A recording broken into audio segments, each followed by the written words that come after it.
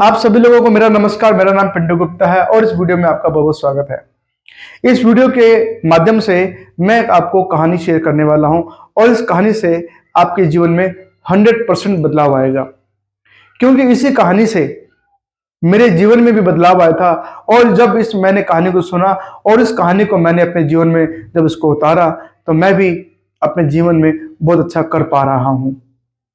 दोस्तों, इस कहानी को सुनने से पहले मैं भी अपने जीवन में अपने एलआईसी की एजेंसी में 8 बीमा 10 बीमा बेचने का काम करता था और उसी को बेचने के लिए मैं स्ट्रगल करता था।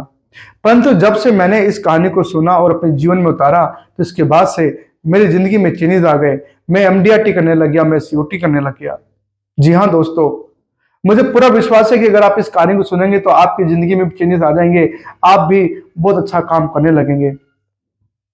दोस्तों, मेरा आप लोगों से एक आग्रह है, आपसे एक रिक्वेस्ट है कि अगर आप इस वीडियो को देख रहे हैं तो आप कोशिश करें कि आप दूसरे काम को छोड़ दीजिए।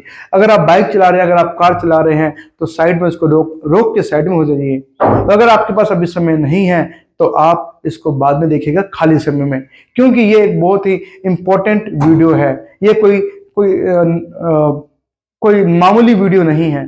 दोस्तों, मैं आपका समय ज्यादा नहीं लूंगा और मैं इसको स्टार्ट करता हूं। मेरा नाम है पिंटू गुप्ता और मैं एलआईसी के व्यवसाय में लगभग 15 साल से काम कर रहा हूं। दोस्तों, इस कहानी को मैं स्टार्ट कर रहा हूं और आप उसको ध्यान से सुनिएगा। एक जंगल था, उस जंगल में एक लकड़हारा रहता था और वो लकड़ी को काटने का व्यवसाय वहां पे करता था। वो उस लकड़ी को काटता था, उसको जलाता था और उसको जला के कोयला बना के वो मार्केट में उसको बेचता था। इसी तरीके से वो अपना जीवन चलाता था, अपना घर चलाता था और वो कई वर्षों से यही कार्य करता आ रहा था। दोस्तों, एक बार क्या हुआ, उस जंगल से वहां से एक राजा गुजर रहे थे और उस राजा को जंगली जानवरों ने घेर लिया।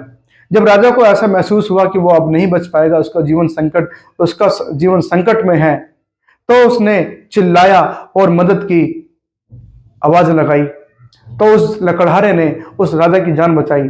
राजा बहुत खुश हुआ। राजा ने उस लकड़हारे से बोला कि तुमने मेरा जीवन बचाया है, मैं तुम्हारी जिंदगी बदल दूंगा। और उस राजा ने उस लकड़हारे को एक चंदन की लकड़ी का बाग, जो कि कई किलोमीटरों में फैला हुआ था, वो उसको उपहार में, भेंट में उसको दे दिया, ये सोच के कि इसका भी जीवन बदल जाएगा।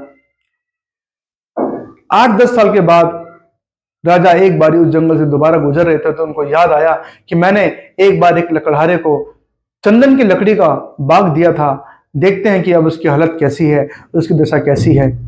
जब राजा उसके पास मिलने के लिए पहुंचे तो उन्होंने देखा कि राजा अभी भी उन्हीं फटे वस्त्र में था। उसकी जो हालत थी वो दर्शा रहे थे कि वो अभी भी गरीब है। राजा को बड़ी उत्सुकता हुई जानने के लिए कि वो अभी भी गरीब क्यों है। वो उसके पास गए और जानने की इच्छा करी। दोस्तों, मैं आपसे ये बात पूछना चाहता हूं, आपसे इसका आंसर पूछना चाहता हूं कि बताइए कि उस लकड़हारे की जो गरीबी की जो हालत थी वो क्यों थी। आप आंसर समझ भी गए होंगे। दोस्तों, उस लकड़हारे ने उस चंदन की लकड़ी को भी नॉर्मल लकड़ी की तरह समझा और उसको भी काट कर, जलाकर कोयला बना के बेचता रहा। यही हमारे साथ हो रहा है, यही आपके साथ हो रहा है, यही मेरे साथ भी हो रहा था। दोस्तों, मैं उस चंदन की लकड़ी को समझ नहीं पाया था। जो एडवाइजर, जो अभी करता एलआईसी की एजेंसी की ताकत को समझते हैं, वो एमडीआरटी, सीओटी, टीओटी बन गए हैं।